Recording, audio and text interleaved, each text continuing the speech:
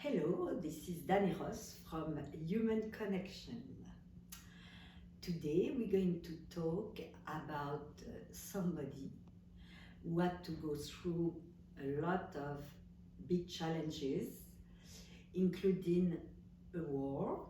He had to escape from a war, and he had to leave his country, and is a great example of living challenges even when through a near-death illness, okay? And is going to leave us powerful insights how to live a very fulfilling and joyful life. His name is Bhaskar Goswami. Bhaskar is a very well-known teacher in Montreal, and is a founder of a community called DAANA, which is a non-profit organization. You can find him on Facebook and Instagram and YouTube. He organizes great retreats. So if you want to go through, big evolution in your life, you can go to his retreat. So, I introduce you today, Bhaskar. How are you, Bhaskar? I'm very well, Dani. Thank you for inviting me to this human connection. Yeah, I'm so happy to have you because you have such a beautiful soul. So tell us your story, how this little boy started. Tell us. That little boy was born in a little town called Digboy in Assam, India, and engineering father, a school teacher mother, with an older sister, and the prevailing ambience was a very typical middle-class Indian family. Study hard, and I was very much involved in sports as well. And then my idyllic life got changed when we moved to Kuwait in the Middle East. That's where I grew up and did my high school and so on. And I was also playing pretty high-level tennis for a schoolboy. And life was going very smoothly until I turned 15, and that's when the whole Gulf War happened in the Middle East. So within a moment of less than a month, we were in a complete war situation, and everything you can imagine about a war, we experienced it as a family. Oh my God. And a few months later, I ended up in England, officially as a refugee. Luckily, I had an aunt there who I was able to stay with, and I studied in the school next to her house. Okay, so tell me your experience when you arrived in London, because your parents did not come with you. Even you were 15, so you were not a kid, but 15, it's still young. So what is your first experience? Like you alone, and you arrive Yes. It was not London when you... It was London, the Heathrow Airport. So arrived in Heathrow. So tell us this little adolescent, 15 years old, arriving in this different country. Completely by myself. I had no papers with me because we were in a war. It was a refugee situation. And I remember being with the immigration officer. And so he asked me, are you a student? I had no proof. Your business, no travel, no nothing. And oh, so you're a refugee. So that's how I entered the country as a refugee, and I made my way to my aunt's place, which is Durham, a few hours from London, and it was just completely starting a brand new life, a complete change.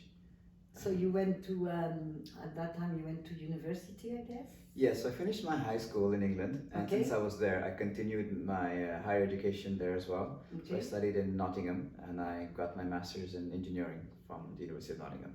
Did you like that time when you were in, how were you, because it's a change of, like going from Kuwait or India, arriving in London. It's totally a different kind of life. So did you enjoy it?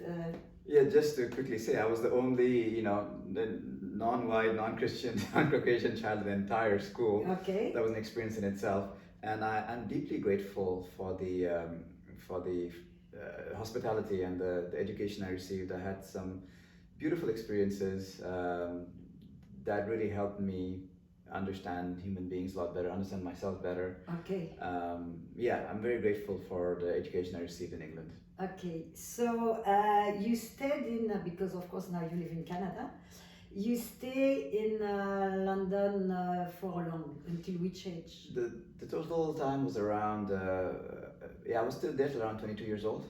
That's when I got my degree. 7 years, yeah. And I was about to start working in England, and that's when my father became very sick with cancer. Oh. So I left England and went back to Kuwait to look after my father and work as a petroleum engineer. A petroleum engineer. Mhm. But I want you to tell me the story of you left because just to say at some time the universe worked for us, the source worked for us. When you left, the day you left, what happened? Well, actually, so my father got progressively more and more sick, and the doctor said, if you want to spend your last days in your country, you should leave now. And just before we left Kuwait to go back to India, on a whim, I applied to Canada for residency. And the normal process takes months and months. And it so happens I received my approval for immigration the day before we left Kuwait to go to India. If it was the day after, I would not have received it. This would not be happening right now. You would have changed. So literally the day before, I got the immigration paper, and then we left for India. Just to tell, you know, like when the universe works for us, you know, sometimes it does not work for us because we're not in the right alignment. But I wanted to mention that experience. Yeah. So you're off in Canada because, and your sister is here already, My so sister that is makes here. it easier. Certainly did, certainly did. It helped me acclimatize. I lived with her in the first few months before I found my own place. I was very grateful to have somebody here who could look after me and during that transition. Yeah, because can you imagine for the immigrants who arrive here? I find it so incredible how Yeah. they make it. It's so difficult to be completely alone. So at least you are you had with your sister. And then you move on your own, so you must have been free. So absolutely, I was a young engineer. I was very much into dancing, so I was doing salsa 4 or 5 times a week. I was also very much into yoga. So I was, by day I was engineer, by evening I was yoga and dancing. I lived a wonderful bachelor life. Okay. And then I was very fortunate to meet a wonderful person. We got married, and then I had my first child. And so there I was a senior design engineer designing microcircuits. Microcircuits. Okay, so it's called circuit packetization. So really miniaturized circuits. Did you like your job? I love designing circuits. I really enjoyed it. I love that aspect of it. The other things about a employee work, politics and tension is not so great. But the actual engineering work, I really enjoyed it. So you were rather happy. Very much. You had a good wife. You had how many kids? At that time, one, but now 3. But at that time, 1. Okay. So and the company had gone through like 4 different rounds of layoffs. So just to say, in that time, I was working as an engineer, but I was also looking to bring yoga into the workplace. I felt that yoga is a beautiful tool to have the people in optimum mental, physical health. And that was in my passion. I was doing it as a hobby. Okay. So now my son is born. He's just 4 weeks old. I did my paternity leave. I bicycled to work.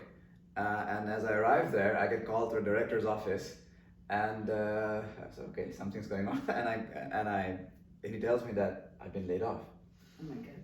And I was first concerned about the company. I was like, no, you need me. Who's going to design your circuits? Yes. And they were like, no, we're in a very difficult situation. This was when tech bubble was bursting. Anyway, I cycled back home at around 2 p.m. and I show up with my wife and this brand new baby in her arm. And she asked me, what are you doing back so early? And I said, I just got laid off. And without hesitation, she said, good, now you can finally do what you really want to do. Good wife. Very good. Because you could have, had wife who say, quite, panicking. Of course. And instead she said, great, you're going to do what you're meant to be. Without hesitation. And you, how did you feel? Because you could not, what was she doing? She was a teacher? She was a school teacher as well. Okay. So at that time I was just feeling numb. I was shocked that it happened.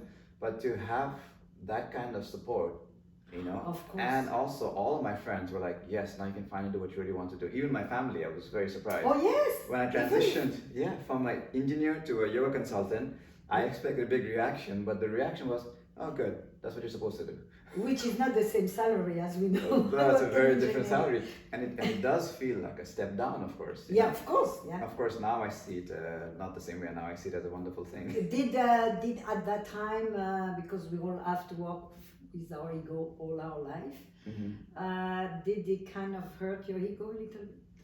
I was more in a state of concern because I just had a brand new family, a Yes, brand new child, yeah. and unemployed. So it was more concern I had more than an ego thing. So yeah. I had to find a way to make a living. Okay. And I'm just very grateful to be in Quebec because it's a great place to start new initiatives. So I was very well supported by the organizations here to create my first company, BODHI, which is about wellness in workplaces. And very grateful that in the first year we had some really signature clients in this area, like big name clients, and it just grew and grew and grew, and it became at one point objectively the largest on-site wellness provider in Montreal. Wow. How old were you at that time? Oh my, around 35, 36 perhaps? 35, 36. Something like this. That's what it feels like. I'm not exactly sure. So you have like many teachers going everywhere in big company. Yes, exactly. It's big companies, small companies. We had 2 yoga centers. We were in prisons, addiction centers, schools. Prisons? Oh yes, yes, yes. And many different kinds of places. And the reality is it was complete chaos. I didn't know what was happening where. There were way too many classes, way too many teachers. It became too big. Yes, and I also had a business consultant evaluating my business at the time. Now we are in March of 2013. So, yeah. March of 2013. And suddenly my wife wanted to separate. And we were having some disagreements, some jam-ups, and I felt, it's gonna pass, it's just on the surface. The river runs deep. Like men usually. Give it some time, give it some space. But instead of becoming less, it became more and more and more, you see. Okay. And that's when I went to a meditation retreat. It was a very powerful experience. It was a 10-day retreat, but around about the 8th day, I had a very profound insight where I saw my wife Anna as a little girl. She's Polish, born and raised in Algeria. So there she's on a beach in Algeria. Just very healthy, beautiful blue eyes, wonderful, beach, and just smiling and happy and healthy. And then I saw a picture of myself as a little boy growing up in Assam, India. A very cute kid, goofy hair, shirt tucked out with a cheeky smile. Cute kid. And then suddenly the image switched to her and I as adults.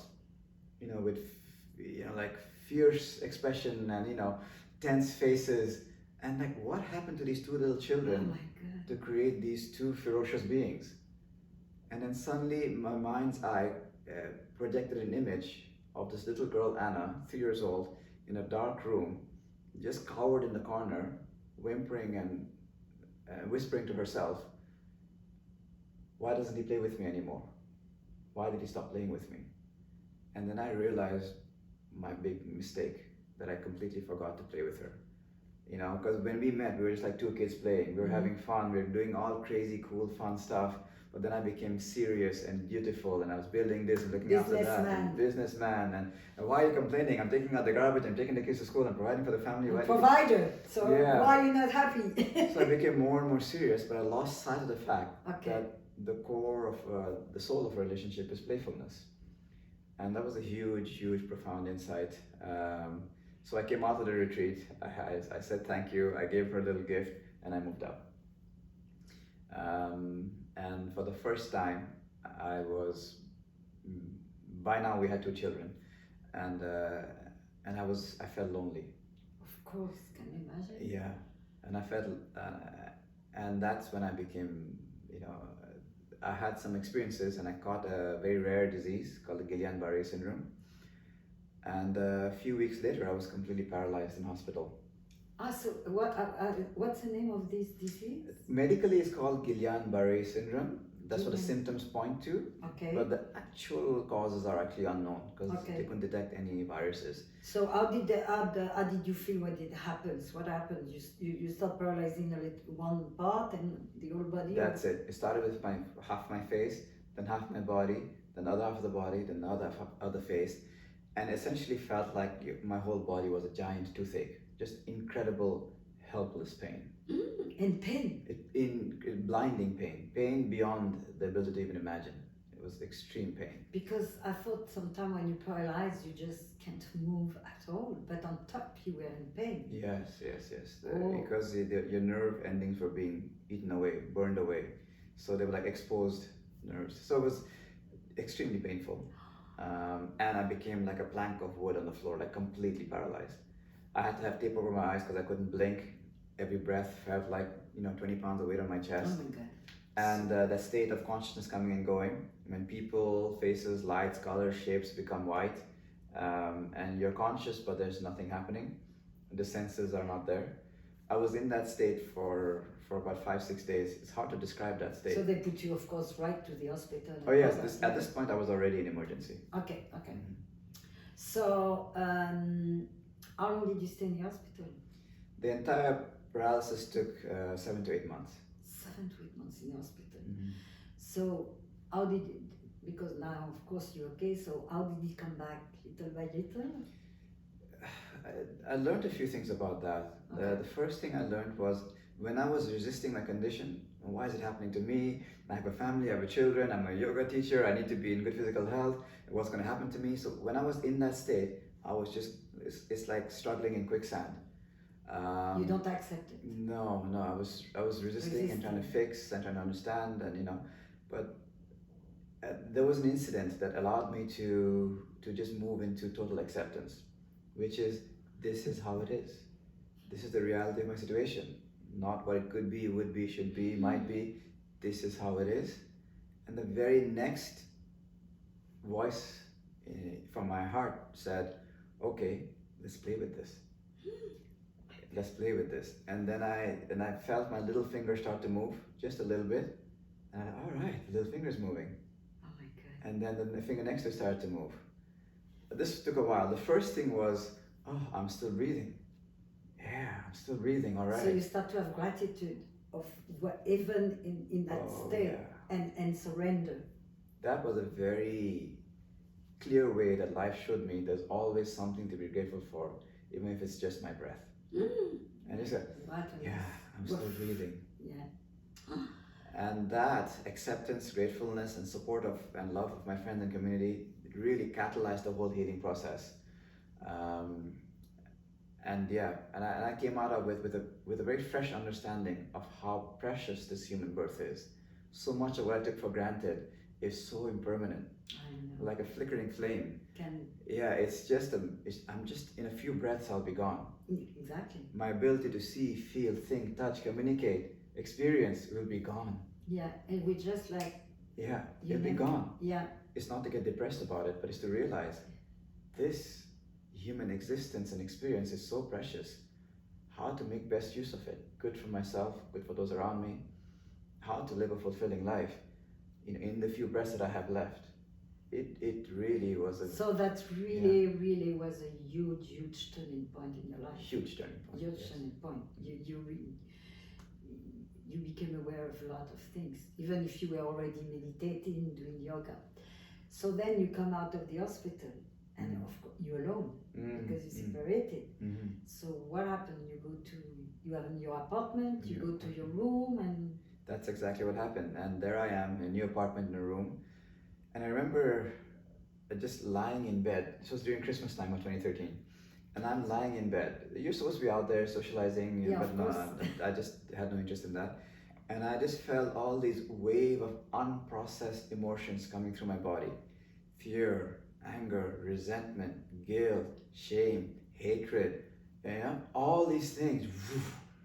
And I'm just lying there, not trying to understand it, not trying to fix it. I'm just allowing, I'm just feeling the experience of all of this. And you don't resist, you don't... I don't entertain, I don't resist. I'm just lying there, just experiencing, like a defragmentation of my emotional body was taking place. And about 5 to 6 days later, I felt like a brand new human being. All those things had the chance to express themselves and move on. The negative, everything came out. Yeah. I literally felt like a defragmented, brand new emotional system. You were, like a newborn. That's actually, and it's incredible because that's what we are. Only little pieces of fragments, And we take ourselves so seriously with our emotion, your mind, and everything.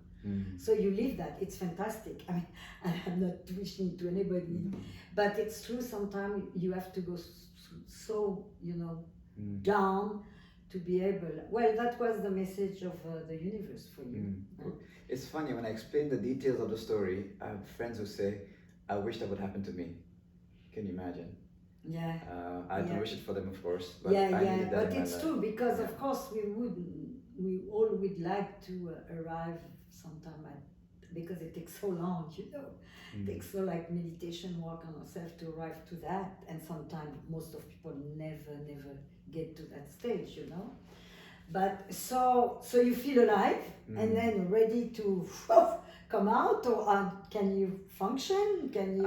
I'm still partially paralyzed. Okay. My face is paralyzed, half my body is paralyzed. Okay. I can function, but just barely. You know, I Barely. can walk and do little things.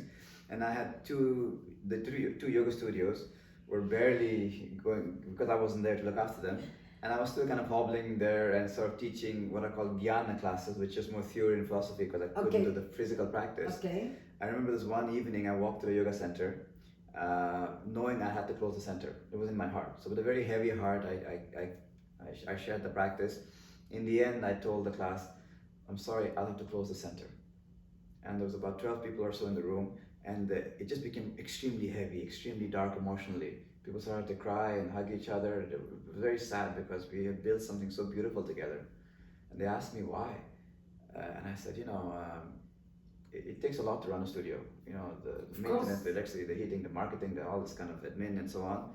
I said, I don't have the resources anymore to do that. And then one person in the room started to rub his chin and he said, "Well, come and teach in my basement. I've just refurbished my basement. There's nothing there. You don't have to worry about all these things. You just come and teach and go." I said, it was such a generous offer. I said, "Sure, I'd be happy to." And then diagonal from him, this other lady said, "Well, if I move my dining room table and my furniture and it can hold about 12, 14 people, come teach in my house." The next person offered her space. So a week later, I had this dollar store box. I went from house to house. I did what I love to do, just share the practice. I came back home, opened the box, and the box was full of money. It was ridiculous. Oh, so much. You know, it's so good. It's for human connection, you know, and it just shows us that, you know, there is still a lot of good people out there. So much. I would say silent majority. Silent majority. Of course, we control, you know, through the government, but most of humans are mainly good. And that's a great example of generosity, of shareness, of you know, helping each other. It feels so good. Of course. To look after each other. It's like you don't know who's giving, who's receiving. Yeah, because the ambience is so pleasant. Okay. Yeah. So and after that, what happened? So then, my partner at the time, because I met my new partner Caroline. I'm so blessed. She's amazing. So she and I thought it'd be wonderful to create a movement around this. So we did a little video. We created a crowdfunding campaign, and a little over 2 months later, the crowdfunding campaign raised $17,000. Wow. It was just me and Caroline doing a little video speaking about our vision for DAANA. And with that funding, we created a non-profit, the DAANA. We designed the website and the app and everything else. It was almost to the penny, the perfect amount of funding to create all of this. So what's amazing is this idea came from the community and it was built by the community. And it's really built for the community. The funding came from complete strangers in Hong Kong, in Dubai, in Austria, all around the world. All around, who don't even participate. They don't even know who we are. They know nothing. They just saw the video. Wonderful idea. Oh my God, this is so nice. So that's why now you can do so. I've been to two or three times to your beautiful retreats, and it's like you always come out. We always come out so inspired each time, and that's how you can create that, you know. There's something so beautiful about just facilitating wellness community in a culture of generosity that just brings out the best in everybody. Yeah. I've just seen this time and time again. Definitely, and now, you know, with what since we have been living, I think people have been helping each other much more, co-creating together, you know, has been major change in most of life of people. Yes, for whatever reason, there's no need to go into it, but we seem to have designed a society around greed and scarcity and fear and doubt. What if we created a society around generosity, kindness, compassion, community? What would that look like? Exactly. DAANA is really a new story to play with and be a Exactly. part of. And I'm very grateful to have a front row seat. Yeah, and what you do, it's absolutely fantastic. So, as I do with all my guests, and I'm sure you have not only one but probably 2 or 3 messages to leave us and leave to the people who are watching us. What's the message you would like to leave? What's coming for me right now is just recognizing that the preciousness of this human birth. We're so lucky to have this human experience, and if you just stop to notice, I think the only suitable response will be awe and deep care for ourselves and for each other.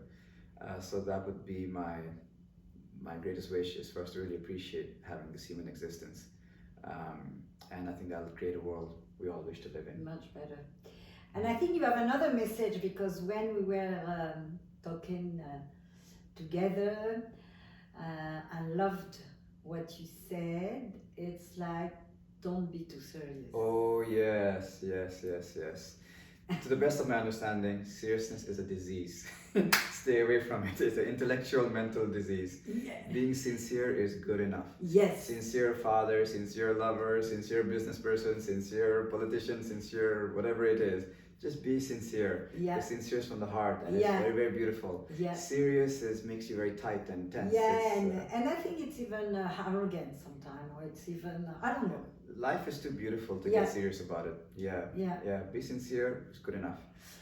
So I think we have great matches for this beautiful, handsome man, generous, with a heart open.